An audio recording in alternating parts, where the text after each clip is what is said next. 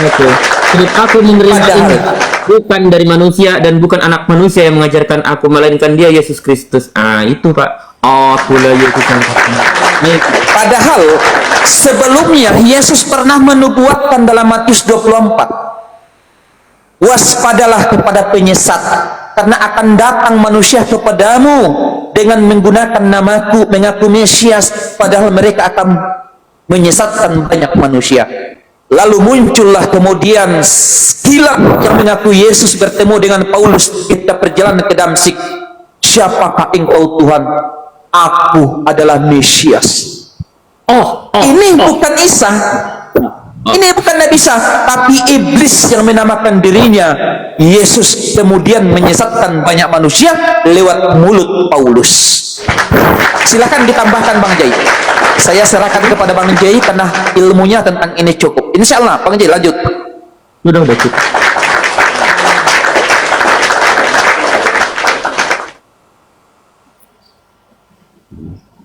Mungkin ada pertanyaan lagi dari Bapak aja. Udah cukup Ustaz. Karena sudah semuanya sudah dijelaskan. Galatia 1, 11, 12 saya nggak tahu Bapak Hendrik juga sudah baca atau belum. Dihafal semua sama Islam itu Bang Hendrik. Islam hafal tuh. Saya enggak hafal. Makanya kami ini pendeta besar Pak. Pendeta besar ini saya sama Bang Jai ini pendeta besar. Jadi si Paulus itu kan menegaskan ya Pak ya, sebab aku menegaskan kepadamu saudara-saudaraku bahwa Injil yang kuberitakan itu bukanlah Injil manusia. Siapakah antikristus atau penyesat itu? Antikristus atau penyesat itu adalah dia yang tidak mengakui Yesus datang sebagai manusia dan sebagai anak manusia. Begitu. Di Ibrani 13:8 ini dan seterusnya. Yesus adalah anak manusia dan tetap manusia hari ini, esok dan seterusnya. Yesus adalah manusia dan anak manusia. Begitu. Ternyata keciduk, ternyata di Galatia 1:11-12, sebab aku menegaskan kepadamu saudara-saudaraku bahwa Injil yang kuberitakan itu bukanlah Injil manusia, karena aku bukan menerimanya dari manusia dan bukan manusia yang mengajarkan kepadaku. Siapa dia? Yaitu adalah Yesus Kristus. Jadi Yesus yang berbeda ini Pak, karena hanya roh aja. Begitu. Oke teman-teman yang ada di bawah 1900 penonton, ya 1800 penonton, 1900, ya minta tolong di follow akun saya. Yang belum follow akun saya silahkan dihilangkan tanda plus yang ada di samping kiri foto profil saya, dan di follow akun Bang Jai ya, supaya dakwah kita menyebar luas dalam mendakwakan tauhid sebagaimana apa yang didakwakan Yesus kepada bangsa Israel dan apa yang didakwakan Nabi Muhammad SAW, yaitu menyembah hanya kepada satu Tuhan. Ya, terima kasih semuanya yang sudah follow. Ya, apa yang mau ditanyakan lagi? Assalamualaikum warahmatullahi wabarakatuh Ustaz. Waalaikumsalam.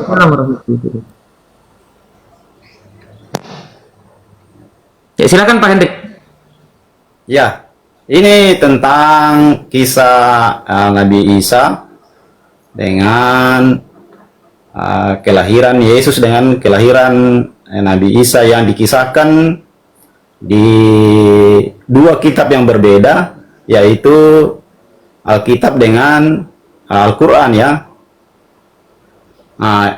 Yang saya mau pertanyakan itu, bagaimana Pak Ustadz menjelaskan dan menerangkan tentang perbedaan kisah yang ada di dalam dua kitab ini. Tempat kelahiran juga berbeda, kisah-kisahnya juga kelihatannya berbeda.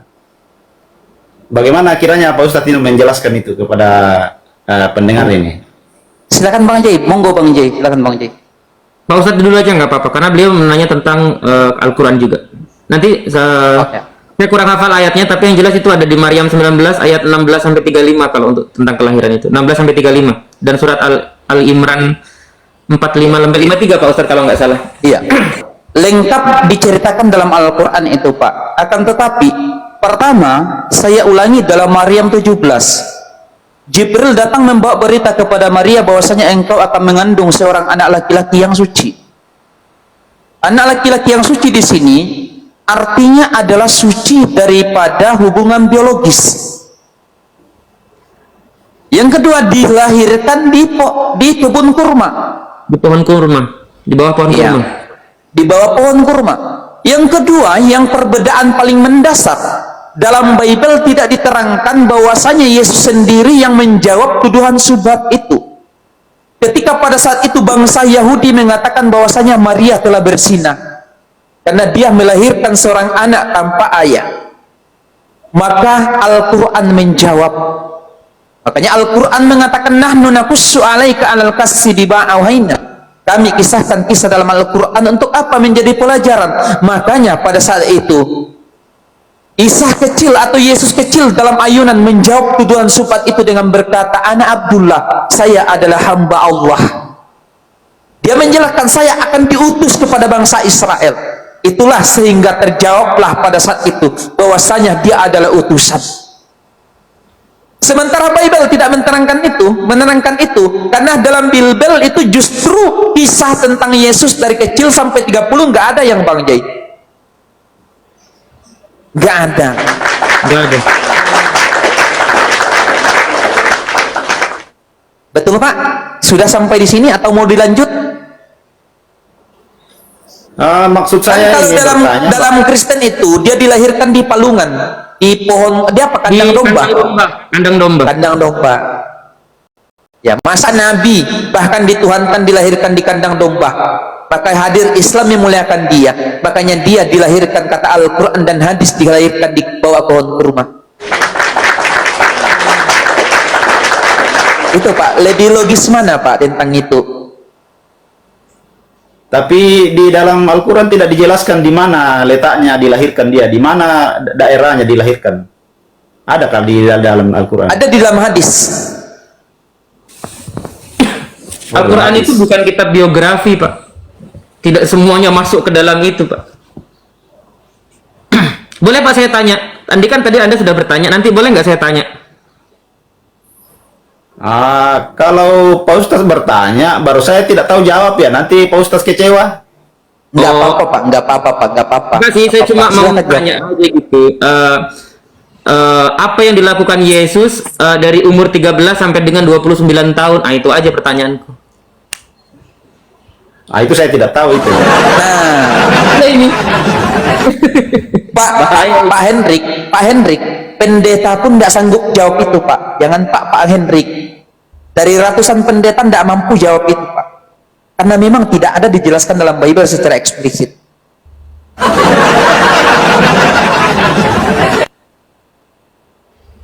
Ada lagi? Kalau Yesus dilahirkan Pak dalam Bible di mana Pak?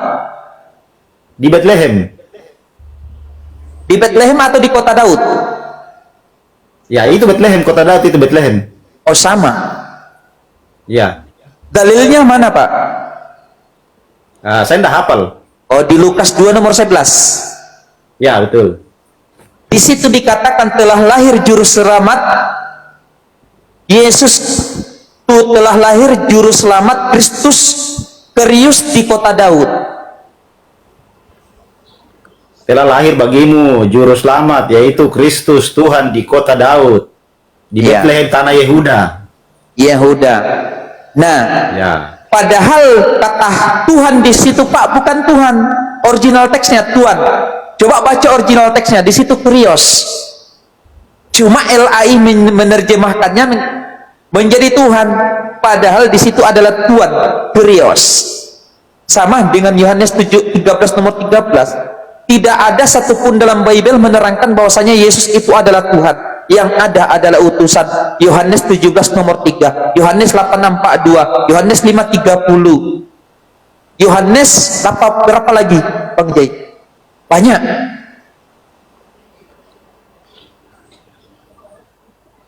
Tapi kalau Nabi Isa di dalam Al-Quran itu adalah seorang yang suci, ya betul tidak itu Ustaz?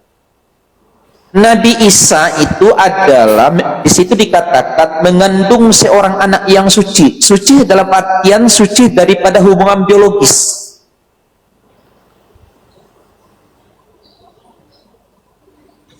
Begitu. Bahkan dalam Al-Quran dikatakan Pak Hendrik, dalam Al-Quran secara jelas dijelaskan bahwasanya Yesus itu adalah hamba Allah. diutus kepada bangsa Israel, bahkan pernah disinggung oleh Allah dalam surah Al-Maidah ayat 116. Mengapa engkau tidak menjadikan dirimu dan ibumu sebagai Tuhan selain Allah? Isa menjawab, tidaklah pantas aku memposisikan diriku pada bukan posisiku. Itu dikomparasi dalam Matius 7, 21 sampai 23. Pernah baca, Pak? Dalam Matius 7, 21 itu, seiring apa yang dikatakan dalam Al-Quran, Yesus menolak dipertuhankan. Makanya dalam Matius 7, 21 sampai 23, Yesus berkata, tidaklah mereka yang mengatakan berseru kepadaku Tuhan, Tuhan, Tuhan akan masuk ke dalam kerajaan surga, melainkan mereka yang mengikuti kehendak Allah yang di surga. Baru Yesus berkata, mereka yang berseru kepadaku Tuhan, Tuhan, bernubuat atas namaku, menyembuhkan orang sakit atas namaku, hari ini aku telah berterus terang kepada kalian, aku tidak mengenal kalian, enyahlah kalian daripadaku, karena kalian pembuat kejahatan. Justru dalam Matius 7, 21 sampai 23, orang yang menyeru kepada Yesus Tuhan akan diusir daripada kerajaan surga. Nah, kalau itu bisa saya jawab, tapi tidak usahlah saya jawab. Oh, Silakan kamu dijawab itu. saja. Saya jawab. Tapi Jawab tidak usah aja, saya jawab itu. Jawab aja, jawab aja. Tidak usah. Nanti kita Tidak lebih usah. buktikan lagi siapa pengajaran sesat itu. Tidak usah saya jawab itu. Itu sudah apa namanya? Saya sudah menentang itu kalau saya jawab itu. Silakan dijawab aja. Ya, tak? Nanti di Anda nggak usah dijawab itu. Ya, saya mau sampaikan bahwa inti pengajaran yang saya tahu tentang inti pengajaran Kristen itu adalah mulai dari seluruh isi Bible, mulai dari Perjanjian Lama sampai Perjanjian Baru, itu adalah intinya adalah penyelamatan manusia. Itu saja kalau yang saya pahami dalam Bible itu. Baik Pak, Oke. interupsi satu aja. Saya mau nanya, Bapak kan tadi Tuhannya Yesus. Mohon maaf sekali lagi ya. Pernahkah Yesus berkata, akulah Allah Tuhanmu, maka sembahlah aku saja? Kalau kata-kata yang seperti itu kan kata-kata kita sendiri. Itu bukan itu Bapak yang kan Tuhannya bukan Yesus itu nih. yang dituliskan. Ya Bapak kan Tuhannya Yesus nih. Maka saya tanya, pernahkah Yesus berkata, akulah Allah Tuhanmu, maka sembahlah aku saja? Itu kata-kata siapa itu? Yesus, Tuhannya Bapak Yesus kan ya? Pernahkah Yesus Ya. berkata, akulah Allah Tuhanmu, maka sembahlah aku saja? Selayaknya atau ayat 14, Innani anallah la ilaha illa ana fa'budni. Kalau yang yang mendekati dengan jawaban seperti itu Bukan mendekati. adalah Jadi pertanyaannya saya ganti. Sebutkan di dalam Bible, pernahkah Yesus berkata, akulah Allah Tuhanmu, maka sembahlah aku saja? Ada nggak Pak? ada Yohanes 13 ayat 13. Tetapi situ tidak persis, persis dengan Pak. kata-kata tidak persis dengan kata-katamu tadi itu. Oh, tidak ada berarti ya? Oke, saya boleh berbicara Kata-katamu. kayak gitu. Tapi Karena sama maknanya. Maknanya sama. Jawabannya nothing, tidak ada. Yang ada justru Yesus berkata, sembahlah Allah Tuhanmu dan hanya kepada Dia sajalah engkau berbakti. Ucapan atau sabda Yesus tersebut memberikan sesuatu pengertian kepada kita bahwa Yesus itu bukan Allah atau Tuhan yang harus disembah, karena Dia hanyalah seorang nabi atau rasul. Untuk lebih jelasnya, mari Bapak ya, kita simak kisah di dalam Alkitab itu sendiri pada Injil Matius 4 pasal ke-8 sampai dengan 10, yaitu ketika Yesus dicoba oleh iblis sebagai berikut, Pak ya. Saya bacakan, Pak ya. Dan iblis membawanya pula ke atas gunung yang sangat tinggi, memperlihatkan kepadanya semua kerajaan dunia dengan kemegahannya, dan berkata kepadanya, semua itu akan kuberikan kepadamu jika engkau sujud menyembah aku. Maka berkata Yesus kepadanya, enyahlah iblis, sebab ada tertulis, engkau harus menyembah kepada Tuhan. Nah, kepada Tuhan Allahmu, dan hanya kepada Dia berbakti. Matius 4 pasal ke-8 sampai dengan ke-10. Nah, ayat tersebut di atas, Pak, itu cuma seputar kisah tentang percobaan di padang gurun, Pak ya. ketika Yesus akan dicobai iblis. Sebelumnya iblis mencoba Yesus dengan menyuruh membuat batu-batu jadi roti itu, Pak. Bapak pernah baca itu? Namun tidak berhasil. Pernah. Ah, pernah ya, Pak ya. Lalu, Pak, dari ucapan Yesus ternyata, Pak ya, yang dapat kita pahami, yang pertama, iblis tahu bahwa Yesus mengajarkan tauhid, yaitu menyembah kepada Allah saja, la ilaha illahu. Terhadap iblis saja Yesus perintahkan bahwa menyembah dan berbakti itu hanya kepada Allah saja, bukan lainnya, bukan pada dirinya. Iblis tahu, Pak, bahwa Yesus itu bukan Tuhan. Sebab jika Yesus itu Tuhan, Pak, tentu kata-kata Yesus sebagai berikut, "Enyahlah iblis, sebab ada tertulis, engkau harus menyembah aku Tuhan Allahmu, dan hanya kepadaku saja engkau berbakti." Betul, Pak? Yesus sendiri, Pak, yang memberikan kesaksian bahwa nyembah dan berbakti itu hanya kepada Allah, bukan kepada dirinya. Mengapa justru Yesus yang dijadikan sesembahan oleh saudara-saudara kita umat Kristen? Dalam kitab suci Al-Quran, Pak ya, Nabi Isa itu yang ya Yesus lah bilang kayak gitu kan, juga mengajarkan tauhid, yaitu menyembah hanya kepada Allah saja, bukan kepada yang lainnya, bukan juga kepada dirinya. Coba Pak, itu saya kalau nggak salah nanti Pak Ustadz yang bacakan ininya ya, Al-Qur'annya, karena saya masih belajar di surat Al-Imran ayat ke-51. Artinya itu, sesungguhnya Allah dialah Tuhanku dan Tuhan kamu, maka sembahlah dia. Inilah jalan yang lurus, kalau nggak salah itu. Lalu juga ada, Pak, bahkan dalam kitab Taurat Musa ulangan 6 pasal kelima dikatakan bahwasannya Tuhan itu Esa. Dengarlah hai orang Israel, Tuhan itu Allah kita, Tuhan itu Esa, yaitu Shema Israel Adonai Eloheinu Adonai Ehad. Nah itu, Pak. Jadi tidak ada, Pak ya. Jadi masih panjang sih. Cukup dulu, saya mau ajak Pak Ustadz, dua orang ini memahami tentang ayat di Yohanes 1, Yohanes pasal 1 ayat 1. Nah, ini cocok kita Pemahamannya kupas. Pak Ustadz dengan itu. Oke. Ini kalau kita, Pak, ini pendeta ini, dua-dua pendeta ini Anda lari ke mana? Apalagi tentang konsep penebusan dosa yang Anda katakan tadi, kita bisa menjawabnya dengan tuntas. Saya kasih 25 data tentang pertaubatan. Nah, sementara ajaran tentang konsep penebusan dosa itu adalah ajarannya Paulus. Bukan itu, kita, bukan Ustaz. Oke, kita lari ke Yohanes 1 nomor 1. Ya, betul. Oke. Coba dijelaskan. Pada mulanya adalah firman. Saya mau dengar penjelasannya Pak Ustadz tentang itu. Bagaimana Pak Ustadz jelaskan? Kan ayat ini yang dijadikan masalah begini, soal saya terima atau tidak itu bukan tidak perlu kita perdebatkan ya. Nggak perlu. Yang penting Kita saya di sini mendengarkan bagaimana penjelasannya Pak Ustadz. Di sini tidak saling memaksakan, Pak, untuk kita cuma diskusi ya. Kenapa kemudian Yohanes 1 nomor 1 ini yang dijadikan validasi untuk merujuk kepada Yesus itu Tuhan, Pak? Kami tuh firman yang menjadi manusia. Itu, Pak. Iya, makanya saya minta Pak Ustadz jelaskan bagaimana pendapatnya Pak Ustadz. Iya, ayat ini dijadikan sebagai rujukan referensi orang Kristen menuhankan Yesus karena disangkanya firman yang menjadi manusia itu terkhusus hanya kepada Yesus. Padahal mulanya adalah firman, kemudian firman itu bersama-sama dengan Allah, kemudian firman itu menjadi daging. Nah, firman yang menjadi manusia inilah yang dikatakan menjadi Yesus, padahal tidak secara eksplisit menjelaskan bahwasanya firman yang menjadi manusia ini adalah Yesus sehingga dijadikan Tuhan. Padahal kalau kita merujuk kepada perjanjian lama dengan perjanjian baru, saya mulai dari perjanjian baru, yaitu dalam Matius 4 nomor 4. Tidak usah Pak Ustadz jelaskan yang begitu, itu saja. Bagaimana penjelasannya tentang itu saja. Ya, tidak usah. Makanya saya komparasikan. Saya komparasikan dengan ayat lain. Dalam Matius 4 nomor 4 dikatakan manusia hidup bukan hanya daripada roti saja, tapi dari setiap firman yang keluar dari mulut Tuhan.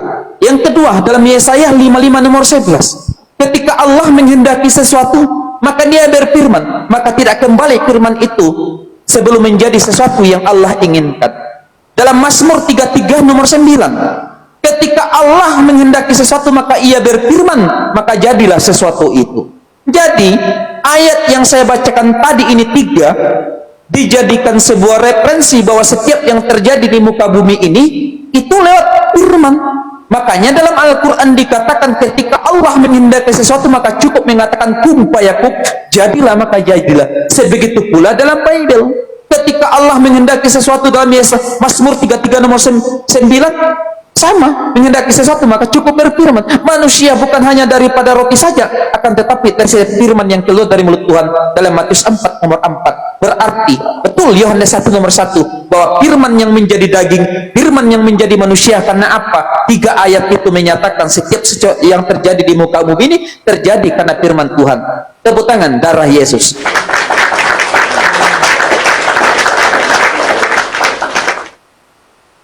Mantap, mantap, mantap. Jadi gini Pak. Anda lari kemana Pak? Ini Bang J ini kuasai ini semuanya Bang J. Luar biasa tuh. Intinya sudah sangat jelas tadi. Jadi gini Pak, apa yang dijelaskan oleh Pak Ustadz saya juga dan orang-orang Muslim, sebenarnya kami tidak atau orang-orang Muslim ini tuh tidak mengajak Anda untuk menjadi seorang Muslim. Tidak ada satupun manusia yang bisa mengislamkan manusia kalau tidak dari hati sendiri.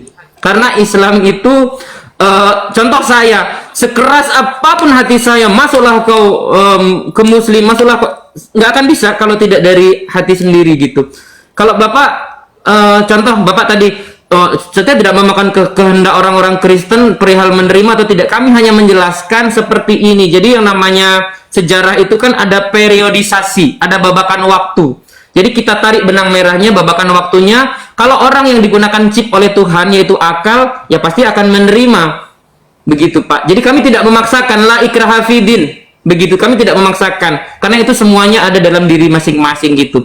Yang jelas, pada ujungnya, pada ujung pengajaran Yesus, saya tidak mau diusir seperti di Matius 7, 22 dan 23. Itu tadi. Bapak pernah baca Matius 7, 22 dan 23? Pernah, tapi kan untuk menghafal saya tidak menghafal. Oh, itu ayat-ayat sangat bagus loh Pak. Ya, artinya kan apa namanya, kita bukan bagian pengajar, kita kan cuma jemaat biasa. Nah, apalagi kami ini Bang, kami ini orang Muslim. Loh kok kami lebih hafal daripada pendeta. Kamu kan wajar lah, kamu apologet Islam kan? Kan di dalam TikTok ini pasti Ustadz menyandang sebagai apologet ya kan? Bapak Tapi nggak kemarin- takut. Bapak nggak takut Silakan, nanti Pak. diusir sama Yesus? Kalau kata-kata itu tadi ayat berapa lagi tadi tuh? Matius 7, 21 sampai 23. Itu akhir Iya. pengajaran Yesus. Kalau akhir saya pengajaran boleh Kristen saya itu tanggapi, ada di Matius boleh saya tanggapi. pasal 22 dan 23. Sebab pada hari terakhir itu Boleh, banyak orang yang akan memanggil aku Tuhan, Tuhan, Tuhan. Bukan dibalik Pak ya. Boleh saya tanggapi? Boleh silakan. Boleh saya tanggapi? Ya silakan. Ya di situ dikatakan banyak orang yang mengatakan Tuhan Tuhan, tidak mengatakan bahwa semua orang Kristen mengatakan Tuhan Tuhan yang akan diusir dari dalam kerajaan itu. Tetapi saya tidak menyangkal bahwa semua pengikut Yesus itu apakah semua akan diterima, kan tidak. Tidak semua Begini, diterima. Pak. Pertanyaannya begini, sebab hari terakhir itu banyak orang yang akan memanggil aku Tuhan, Tuhan, Tuhan.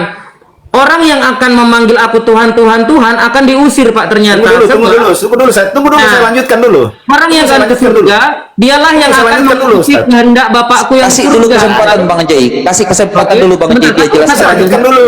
Pasal Sabar kedua-tiganya. dulu Pak. Sabar Pada dulu, hari kita terakhir kasih Bang Jai itu, dulu. habis ini sudah ya. Enyahlah kau daripadaku, sebab aku tidak mengenal engkau. Kalian semua pembuat Iya, kejahatan. saya sudah paham, Nah, sudah paham, sudah. Di agama Sudah mana paham. itu Pak? Saya tanya, saya kerucutkan. Itu agama mana? Apakah agama Muslim, Hindu, atau Kristen yang memanggil Yesus itu Tuhan? Silakan. Tidak bisa kita framing dulu, diam, saya jelaskan dulu saya apa yang saya tahu. Apa yang saya tahu saya akan sampaikan. Ya, silakan. Jangan langsung framing dong. Oh, enggak framing, itu pertanyaan, Pak. Pertanyaan. Ya, jangan langsung framing itu. Yang dimaksud dalam hal ini orang yang mengaku percaya kepada Yesus dan sudah bernubuat demi nama Yesus, sudah mengusir setan di dalam nama Yesus, tetapi masih banyak firman Tuhan yang tidak dijalankannya. Nah, itu yang dihardik oleh Yesus, bahwa saya tidak mengenal engkau. Bukan berarti semua yang percaya kepada Yesus itu akan diusir. Bukan itu, Bang. Bukan itu. Tolong dipahamilah, dipahami baik-baik, ya. Begitu. Oke, Pak. Tapi jangan baca Matius 7:21-nya. Yang dibaca 7:23-nya ya, Bang J. 7:23-nya. Pada hari terakhir, Nah, pada hari terakhir, coba baca, Bang J. Bapak itu udah hafal kok Ustaz katanya. Belum hafal, belum hafal. Coba baca, Bang J. Dan kemudian aku akan berterus terang kepada mereka dan berkata, aku tidak pernah mengenal kamu, nyalah daripadaku, karena kalian semua pembuat kejahatan. Jadi orang yang memanggil Yesus Tuhan, yang bernubuat menggunakan nama Yesus, mengusir setan pakai nama Yesus, pada akhir hidupnya nanti akan diusir oleh Yesus. Gitu. Oke, kita buktikan Makanya lagi, saya Bang bilang. Joy. Kita mau buktikan lagi, Bang Joy. Bang Hendrik, Bang Hendrik. Itu kan pengajaran Tuhan Yesus itu, Oke, pengajaran oke. Tuhan Yesus itu di dalam Injil itu yang menurut abang ini, bahwa pengajaran Tuhan Yesus itu harus dipahami dengan ilham Roh Kudus yang dari Tuhan Yesus juga, bukan berarti harus dibaca secara letterlet saja, karena beginilah hambatan bagi kami orang yang bukan mempelajari tentang Alkitab, tetapi kami hanya membaca apa yang kami bisa baca, yaitu bahasa kita, yaitu bahasa Indonesia. Kita tidak mempelajari tentang ordinal teksnya. Kan ada khusus yang bisa mempelajari ordinal teksnya, itu ada orang-orang yang mengajar. Itu begitu. Oke, Bapak nanti bisa kalau kita lari ke original teks, bahaya loh Pak. Theos bukan jadi Allah loh Pak, jadinya dewa. Kenapa nanti jadinya kok Allah itu? enggak, sorry, intermezzo itu.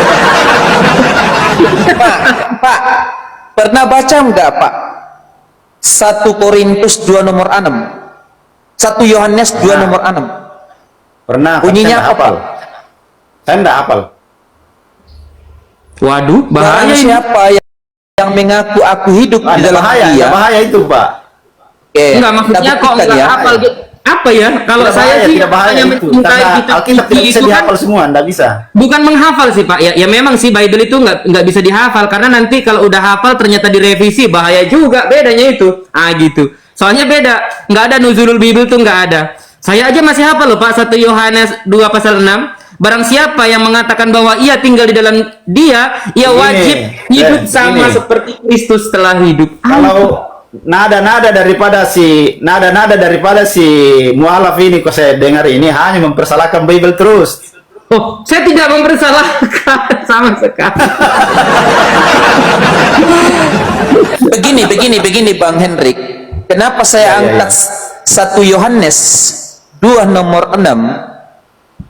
Karena kita mau buktikan di sini siapa sebenarnya yang mengikuti Yesus, Islam apa Kristen. Tuh Pak. Boleh Pak kita lanjut? Boleh, silakan. Tuh Pak. Kristen. Iya. Coba saya tanya Kita dulu mau Pak. buktikan di sini. Maaf, saya tanya dulu Pak. Barang siapa yang mengaku ada Yesus dalam dirinya, maka harus hidup sama seperti Yesus hidup. Apa yang salah Bapak ikuti? Dari yang Yesus ikuti. Oke, kita buktikan, abang, apa Pak. yang harus diikuti? Oke.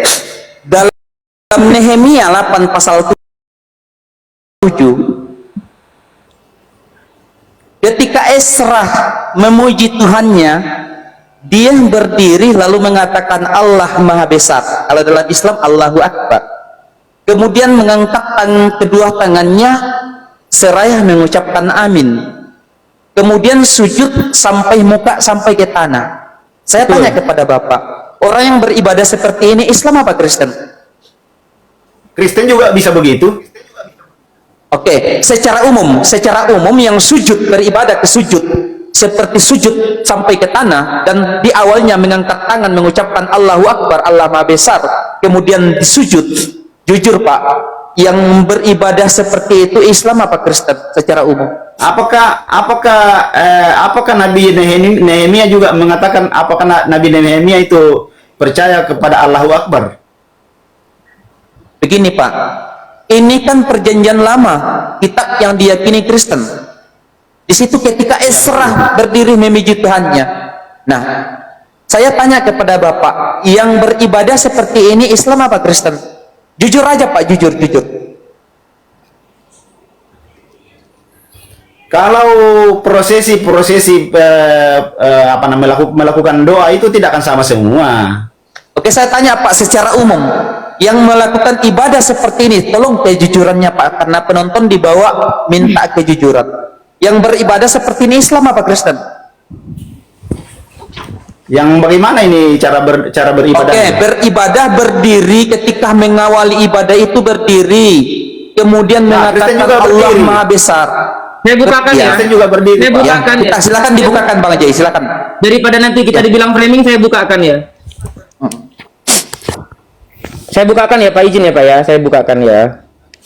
Ya kan Kristen juga berdiri, Pak. Sujud juga, Kristen juga sujud. Apanya lagi ditanyakan? Yang kita tanyakan secara umum Pak ya. Pak. Nehemia Pak ya. Ini Pak ya. Aduh, kurang nggak kelihatan ya. Bacakan saja Bang Jai. Nah ini ya.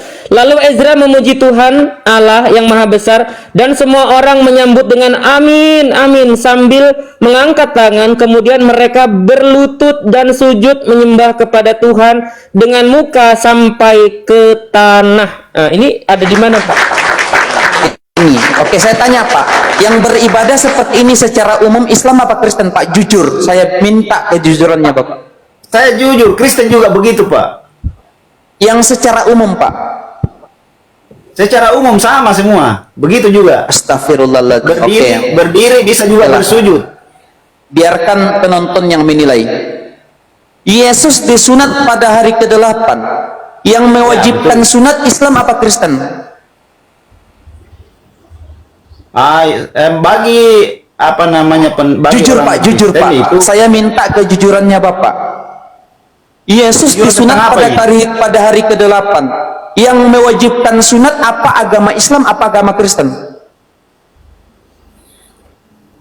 saya tidak tahu tentang ajaran sunat di Islam dan di Kristen. Yang saya tahu sunat itu adalah jujur, orang Yahudi.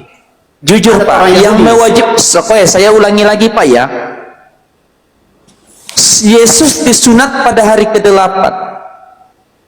Yang mewajibkan sunat Islam apa Kristen Pak? Jawab dengan jujur. Kristen tidak mewajibkan. Kristen tidak mewajibkan. Berarti Islam yang mengikuti Yesus. Oke. Pertanyaan berikutnya.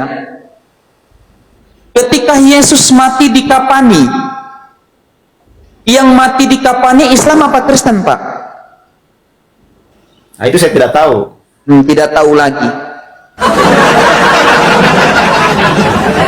Berarti Pak, Anda tidak jujur. Saya ulangi Pak ya, yang beribadah seperti Nehemia itu adalah Islam. Yang sunat mewajibkan sunat adalah Islam. Yang mati di kapani adalah Islam. Seluruh yang dilakukan Islam itu mengikuti juga Yesus. Apa yang dilakukan oleh Yesus, tapi lahir kemudian Muhammad sebagai nabi terakhir, hataman nabiyun, sebagai nabi penyempurna. Maka Islam adalah agama yang benar. Izin Ustaz. Ustaz izin. Boleh saya izin? Oke, silakan. Begini, Ustadz sudah mengaku bahwa Ustadz itu adalah pengikut Yesus. Nah, sekarang saya bertanya tentang ajaran Yesus. Ajaran Yesus yang mengatakan, janganlah engkau membenci musuhmu, tetapi sayangilah musuhmu, doakanlah mereka yang menganiaya kamu. Apakah ada ajaran begitu di dalam Al-Quran? Bahkan Nabi Muhammad sallallahu alaihi wasallam mengajarkan kami melindungi harta, darah dan kehormatan kalian. Bahkan Rasulullah mengatakan, barang siapa yang memusuhi kafir zimmi sama dengan memusuhiku, dan barang siapa yang membenci atau menyakiti kafir zimmi sama dengan membenciku. Bahkan Rasulullah Ya, Rasulullah itu kalian tidak akui sebagai nabi, sebagai hataman nabi. Tapi apa ajaran Rasulullah kepada kami? Kasihilah mereka, lindungi harta darah dan kehormatan mereka. Barang siapa yang memusuhi mereka, sama dengan memusuhiku. Siapa yang menyakiti kalian, sama dengan menyakitiku, kata Rasulullah. Makanya ketika kemudian ada Islam yang memperlukan Anda tidak layak, maka tidak mewakili ajaran Rasulullah Sallallahu Alaihi Wasallam. Itulah ajaran kasih yang sebenarnya. Itu firman Allah atau firman Nabi? Pak Ustadz, Tufikum. Ya, silakan. Oke, lanjut Bang Jai. saya tanya Pak Ustadz, kalau iblis itu apakah musuh Pak Ustadz? Iya, saya enggak tahu. Silakan Anda Bang Jai, silakan masuk Bang Jai. Oh, enggak, ini saya mau turun soalnya tentara Romawi sudah manggil saya. Cuma mau nanya, apakah kalau iblis itu adalah musuh? Iya. Berarti Iblis itu apakah adalah musuh, Pak. Oke, berarti Pak Hendri, apakah kita harus mengasihi musuhmu? Berarti kita harus mengasihi iblis? Makanya ada di dalam Alkitab, Bang, bahwa musuh yang berarti sesungguhnya iblis harus itu dikasihi adalah- ya?